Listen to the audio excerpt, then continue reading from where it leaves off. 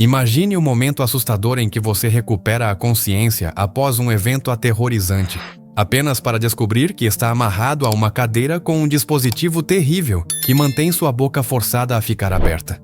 Enquanto luta contra as amarras, uma ferramenta sinistra se aproxima do seu rosto.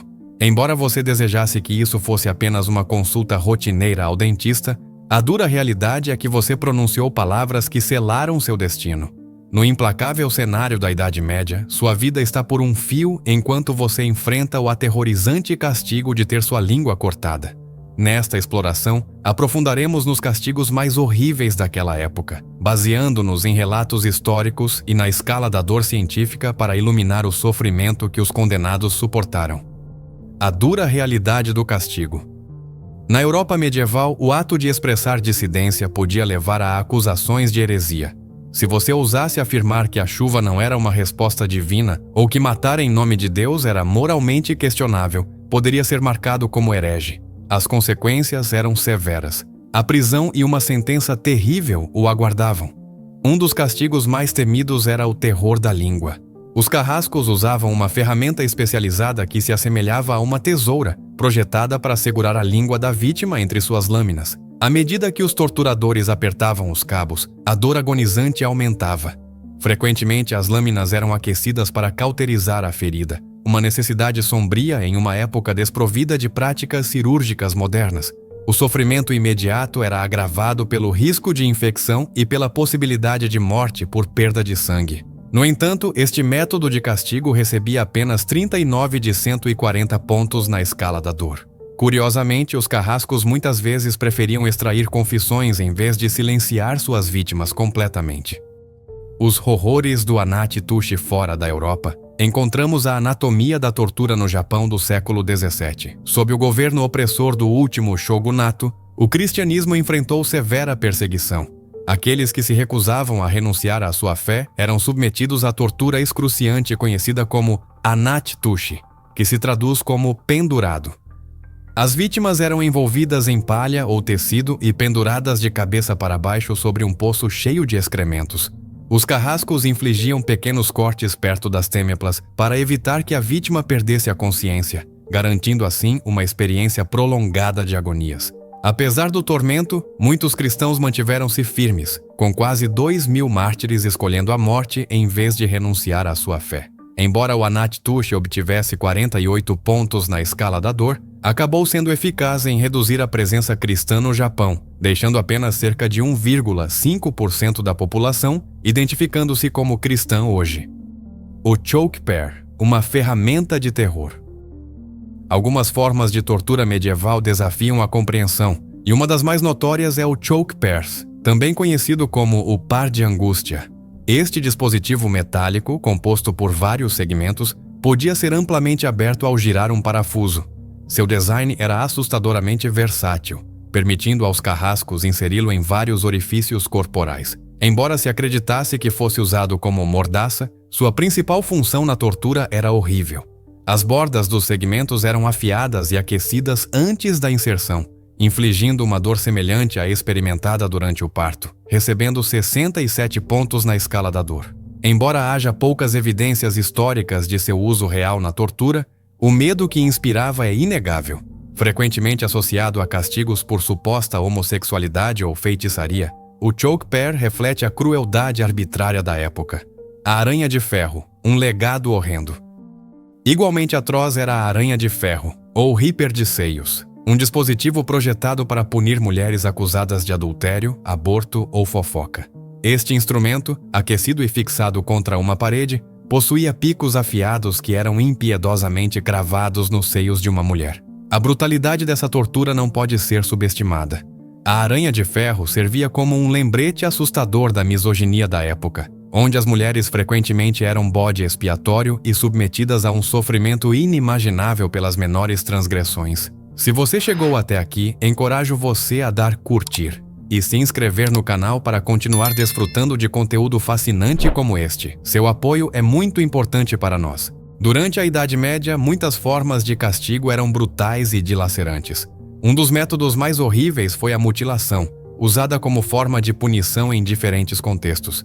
Embora seja duvidoso que os seios das pessoas fossem sistematicamente cortados como punição, há registros de que os antigos romanos submeteram mártires cristãos como Águeda da Sicília e Santa Bárbara a esse tipo de tortura antes de executá-los. Esta forma de tortura é avaliada com 73 pontos na escala da dor. No entanto, os homens também sofriam de maneira igualmente cruel, pois seus genitais eram alvo dos carrascos, que criaram as tesouras de crocodilo. As tesouras de crocodilo, este dispositivo, em vez de possuir lâminas normais, contava com um mecanismo de trituração cujas bordas eram dentadas. Basta dizer que esta ferramenta era usada como punição apenas para os crimes mais atrozes, como a tentativa de assassinato de um monarca, e exclusivamente contra homens.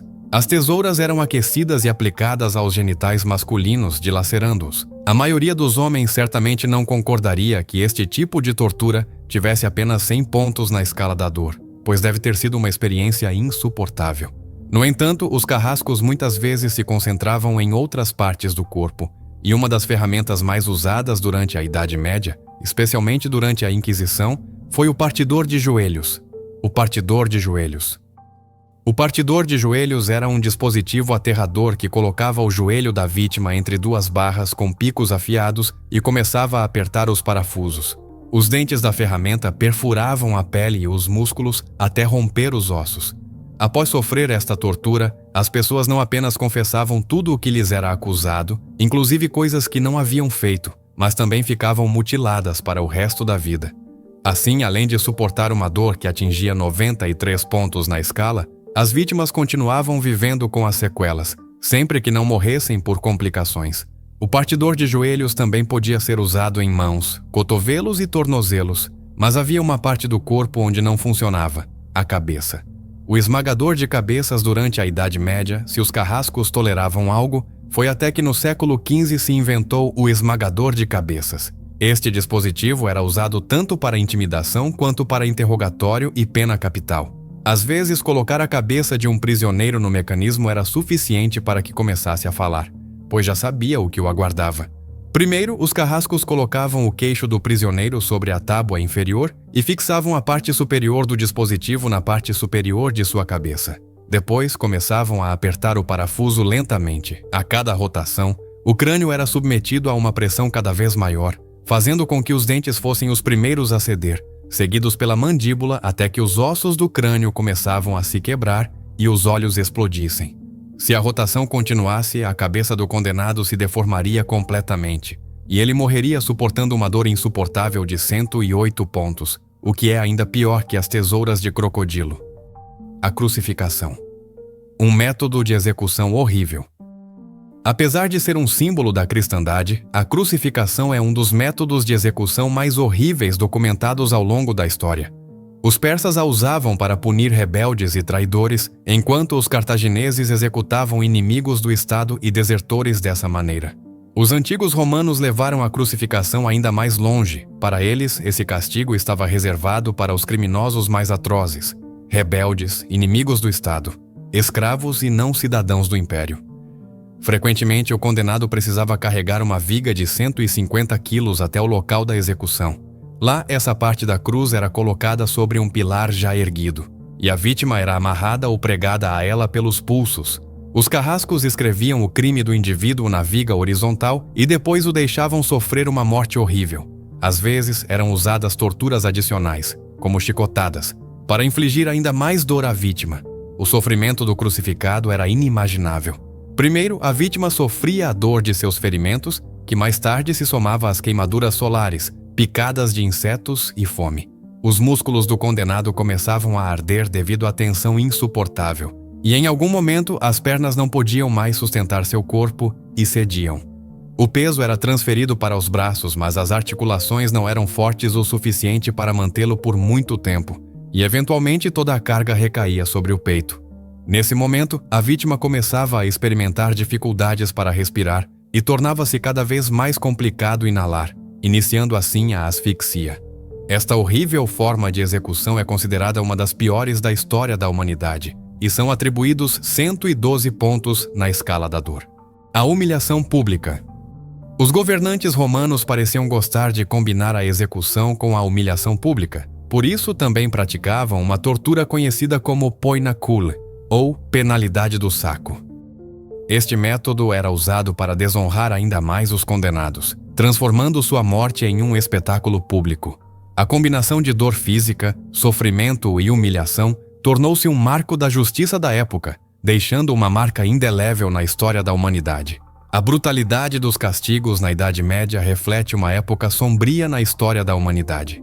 Desde a tortura dos mártires até as execuções mortais, cada um desses métodos destaca a capacidade humana de infligir sofrimento.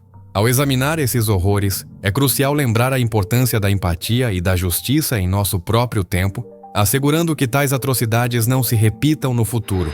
Espero que tenha gostado desta incrível viagem. Inscreva-se e não perca nosso próximo vídeo. Até a próxima!